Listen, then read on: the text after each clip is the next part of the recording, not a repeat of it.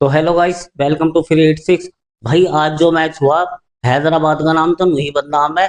असली जो जिंदगी खराब कर रहे हैं ना बॉलरों की, वो लखनऊ वाले कर रहे हैं। मेरे साथ जुड़ चुके हैं इमरान भाई और परवेज भाई। तो परवेज भाई ये बताइए कि लखनऊ को जो बैटिंग का पावर हाउस कहा जाता है, आज उन्होंने फिर साबित कर दिया।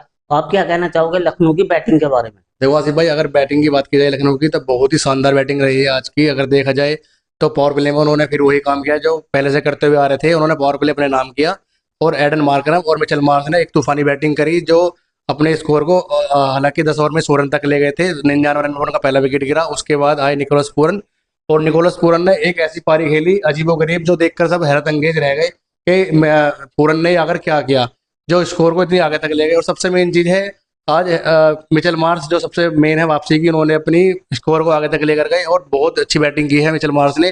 तो मैं यही कहना चाहूंगा, जो लखनऊ है एक बैटिंग के दायरे में सबसे मजबूत टीम है इस टाइम। देखो यहाँ पर है ना परेश भाई, मैं आपकी बात को थोड़ा काटना चाहता हूँ क्योंकि मुझे लगता है कि यहाँ पर जो लखनऊ की पूरी बैटिंग है, जो पूरा लाइनअप है, वो सिर्फ दो बल्लेबाजों पे खेल रहे हैं। निकोलस पूरन, जो कि ऐसा लगता है कि ऑलरेडी डगआउट से सेट होकर आ रहे हैं, और मिचेल मार्श। अगर आप देखो लखनऊ के 4 या 5 मैच हुए हैं और 3 में से परफॉर्मेंस जो दोनों बल्लेबाजों ने करी है। उसके अलावा मार्करम पिछले मैच में 6 रन करके गए मुंबई के खिलाफ। इस बार भी उन्होंने 6 रन किए, लेकिन अगर आप इन तीनों बल्लेबाजों को हटा दो, ऋषभ पंत, डेविड मिलर या और कोई भी बल्लेबाज ऐसा नहीं है जो आप जिसको बोल सको कि हाँ ये अपने दम पर इनिंग को बिल्ड कर सकता है, मैच बना सकता है। ऋषभ पंत को जिस तरीके से कप्तानी दी गई थी उस हिसाब से वो कप्तानी भी नहीं कर पा रहे, कैच छोड़ रहे हैं। टीम की जो फील्डिंग है वो मुझे नहीं लगता कि अब से पहले हमें कोई ऐसी लखनऊ की टीम की फील्डिंग देखने के लिए मिली है। बाकी मैं मानता हूँ कि जिसको लग रहा होगा पावर हाउस है बैटिंग का, आपने अपनी जगह सही की बात, लेकिन मैं मानता हूँ कि इन दोनों बल्लेबाजों को अगर आप बाहर निकाल दो ना आज, ये चोटिल हो जाए ना चले किसी मैच में, तो सबसे बेकार टीम जो बैटिंग लाइनअप में लखनऊ की टीम है, उनके पास में दिखाने के लिए कुछ नहीं है कि हमारे पास हाँ बैकअप में या मिडिल ऑर्डर में ये अच्छे बल्लेबाज भी है इन दोनों के अलावा। सही कहा बिल्कुल आपने। और यही बात आप अगर हैदराबाद के लिए रखें तो सेम बात उनके लिए भी यही रखी जा सकती है, क्योंकि उनके पास भी सिर्फ मेन जो है दो ओपनर ही हैं। अगर वो फ्लॉप चले जाते हैं तो पूरा मिडिल ऑर्डर भी फ्लॉप हो जाता है और वो हैदराबाद उसी में उसी चीज़ का हैदराबाद को खामियाजा भुगतना पड़ रहा है हर बार, जो आपने बात कही है लखनऊ के लिए। देखो इमरान भाई, आपने जो कहा निकोलस पूरन के बारे में, देखो निकोलस पूरन जो बैटिंग कर रहे हैं वो किसी और का नंबर आने ही नहीं दे रहे। तो और बल्लेबाज करें तो करे क्या? चलो ये तो ही निकोलस पूरन की बात। अब बैटिंग बॉलिंग की बात करते हैं केकेआर की। केकेआर के बॉलर जो सारे के सारे इतने महंगे साबित हुए, और निकोलस पूरन ने जो है किसी भी बॉलर को सेट होने का मौका नहीं आने दिया। ऐसी तबाही मचाई कि सारे केकेआर के बॉलर लाइनअप को जो है ध्वस्त कर दिया। आप क्या कहना चाहोगे केकेआर की बॉलिंग के बारे में? देखो आसिफ भाई, पहला आपके पहले सवाल का जवाब ये है कि आपने बोला कि निकोलस पूरन किसी का नंबर नहीं आने दे रहे। मैं मानता हूँ कि विराट कोहली भी किसी का नंबर नहीं आने देते, लेकिन हर बार कमी रह जाती है ना। अकेला इंसान कब तक बोझ उठाएगा पूरी टीम का? कहीं ना कहीं तो दूसरी टीम जो बल्लेबाज वाला सपोर्ट करना पड़ेगा। तो अब दूसरा सवाल है, आपने कहा बॉलरों की जो धज्जियां उड़ा दी निकोलस पूरन ने। मैं मानता हूँ कि यहाँ पर केकेआर, मैंने पिछली वीडियो में भी एक बात बोली थी और मैं अभी बोलना चाहता हूँ, केकेआर आंद्रे रसेल को बहुत ज्यादा अंडर एस्टिमेट कर रहे हैं। उन्हें नहीं पता शायद T20 के किस लेवल के खिलाड़ी हैं वो। उन्होंने उनको सेट कर दिया है, 1 या 2 ओवर देने हैं और जो बैटिंग है वो भी उनको 7वें 8वें डाउन पर देनी है। जब तक उनका पूरा यूटिलाइज नहीं करेंगे, तो मैं फिर से बोलना चाह रहा हूँ कि आंद्रे रसेल से खतरनाक ऑलराउंडर इस टाइम पे वर्ल्ड क्रिकेट में कोई नहीं है, लेकिन उनको यूज करना आना चाहिए। अजिंक्य रहाणे बहुत ज्यादा चालाक कप्तान है, लेकिन फिर भी जो मैनेजमेंट है या तो उसकी कमी है या रहाणे को भी ये बात समझ में नहीं आ रही। श्रेयस अय्यर को भी नहीं आई थी, उससे पहले गौतम गंभीर को भी नहीं आई थी किस तरीके से आंद्रे रसेल को यूटिलाइज करना चाहिए। मैं मानता हूँ कि कहीं ना कहीं या तो कोई जाकर इन चीजों को बताए, क्योंकि आंद्रे रसेल है ना एक ऐसे नहीं है कि आप सिर्फ बैटिंग के दम पर उनको खिला सकते हो।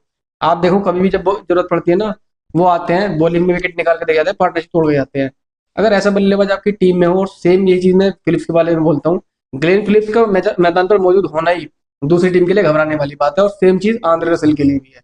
तो यहाँ पर केकेआर छोटी सी गलती तो कर रहा है, और अगर केकेआर रसेल को थोड़ा सा मौका और देता तो मैं मानता हूँ कि जो मैच है वो केकेआर की पकड़ में पूरे तरीके से होता।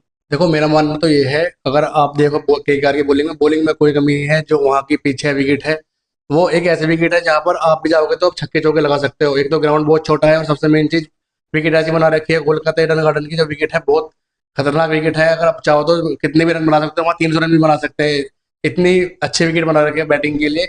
सबसे मेन चीज बॉलिंग में कोई कमी नहीं है मेरी नज़र में। विवेक ओबरॉय जो है कि 4 ओवर में 35 रन दिए हैं, इतने मतलब ज्यादा खर्चीले नहीं साबित हुए। लेकिन सबसे मेन चीज होती है, आप विकेट के ऊपर बात करें तो एक फ्लैट विकेट है, रन बनते ही हैं वहां पर, हमेशा आपने देखा भी होगा। तो मेरी नज़र में कोई ऐसा नहीं है कि ज्यादा रन दिए हैं किसी बॉलर ने। सबसे मेन चीज है हर्षित राणा। हर्षित राणा एक एक्सपीरियंस बॉलर है, लेकिन तब भी 4 ओवर में 51 रन दिए उन्होंने, 2 विकेट लिए हैं। तो मैं यही कहना चाहूंगा कि बॉलरों की कोई कहीं से कहीं तक भी कोई कमी नहीं है, जो पीछे है वो वहाँ रन बनती हैं, और कोई भी कितने भी तगड़ा बॉलर लेगा वो वहाँ रन बन रही है। तो परवेज भाई देखा जाए तो 12-13 ओवर तक जो है केकेआर ने पूरे मैच में जो है पकड़ मजबूत बना ली थी। ऐसा क्या हुआ कि एकदम ही जो केकेआर 4 रन से मैच हार गई? देखो आसिफ भाई, जैसा आज मैच हुआ था, ये बहुत कम मैच देखने को मिलते हैं। जैसे केकेआर ने मैच था, पूरी पकड़ बना रखी थी अपने, और लास्ट में अगर हार गए, ऐसे मैच हमें कभी बहुत कम देखने को मिलता है। इसकी जगह केकेआर की जगह अगर कोई छोटी टीम भी होती तो वही मैच जीत जाती। एक लखनऊ की सबसे अच्छी बात मुझे ये लगी, लखनऊ ने लास्ट तक भी मैच नहीं छोड़ा, उन्होंने हिम्मत नहीं हारी, वो खेलते गए और लड़ते रहे।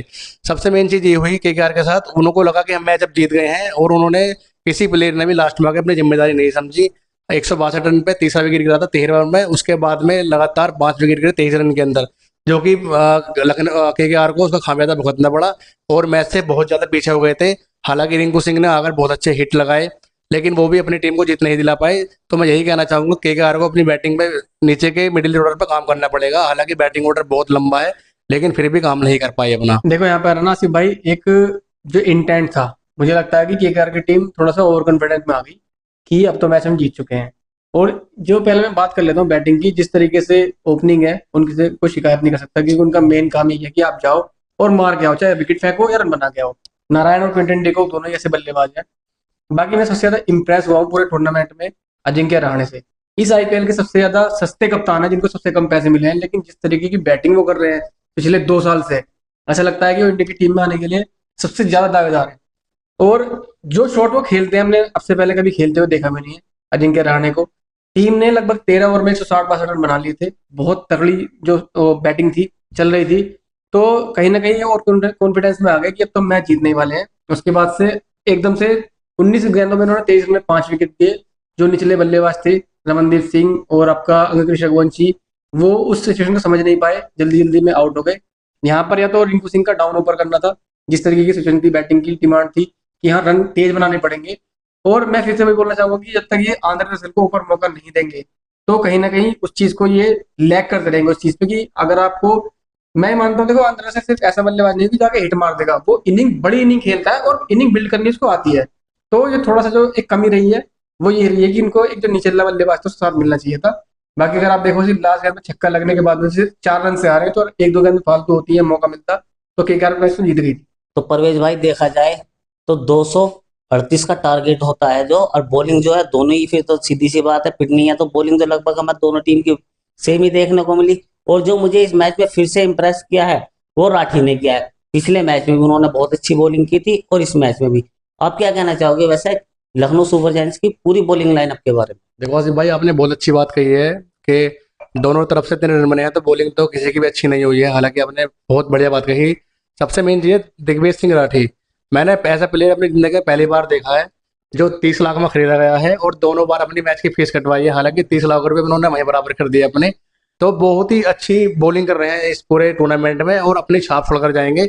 मुझे ऐसा लग रहा है अगर टूर्नामेंट T20 में अगर फॉर्मेट में रखना चाहे तो आप बॉलिंग में ऑप्शन रख सकते हैं। दिग्विजय सिंह राठी बहुत ही अच्छी अपनी बॉल डालकर जा रहे हैं। हालांकि मैच के कार का पूरा अपनी पकड़ में था इन्होंने, लेकिन बहुत अच्छा अपना महत्व मतलब योगदान दिया दिग्विजय सिंह राठी, जो कि एक अलग ही लेवल के बॉलर नजर आ रहे हैं इस पूरे टूर्नामेंट में। हालांकि रवि बिश्नोई फिर दोबारा फीके साबित हुए, वो अपनी टीम के लिए कुछ खास कर नहीं पा रहे हैं।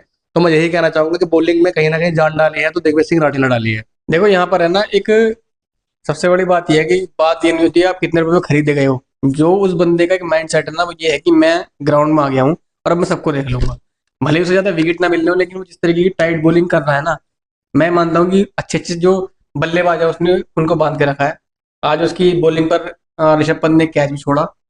तो जो पूरे मैच का आप अगर सिनेरियो देखो, एलएसजी की बॉलिंग का सबसे कम और सबसे किफायती गेंदबाज वही रहे हैं जिसने सबसे कम रन दिए हैं। विकेट एक ही मिला है, लेकिन जो टीम है उसने काफी अच्छे तरीके से जो दूसरी बैटिंग टीम को उसको बांध के रखा था।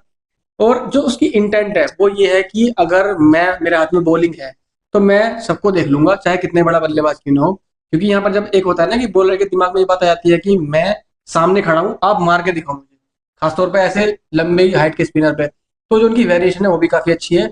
उसके अलावा जो एक दूसरे लेग स्पिनर है मेन, अब से पहले गिने जा रहे थे एलएसजी के लिए, बिश्नोई।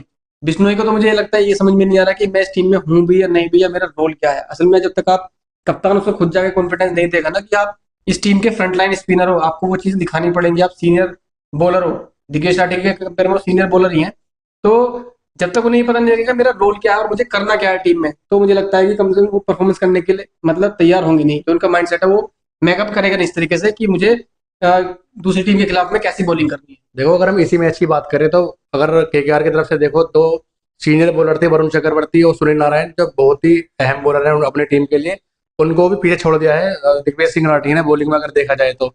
मुझे ऐसा लग रहा है आने वाले टाइम में एक ये बहुत ये बड़े बॉलर होने वाले हैं और हो सकता है इंडिया के लिए इंटरनेशनल में डेब्यू कर जाए। तो गाइस ये तो रहा लखनऊ का और केकेआर का हालचाल, बैटिंग बॉलिंग का जो भी मैच का रहा, और जो भी आईपीएल की अपडेट आएगी वो हम आप तक सबसे पहले पहुंचाएंगे। और हमारे चैनल को सब्सक्राइब करें और हमारा जो है ना फेसबुक पे और इंस्टाग्राम पे पेज फॉलो करें, और वीडियो कैसी लगी शेयर करें।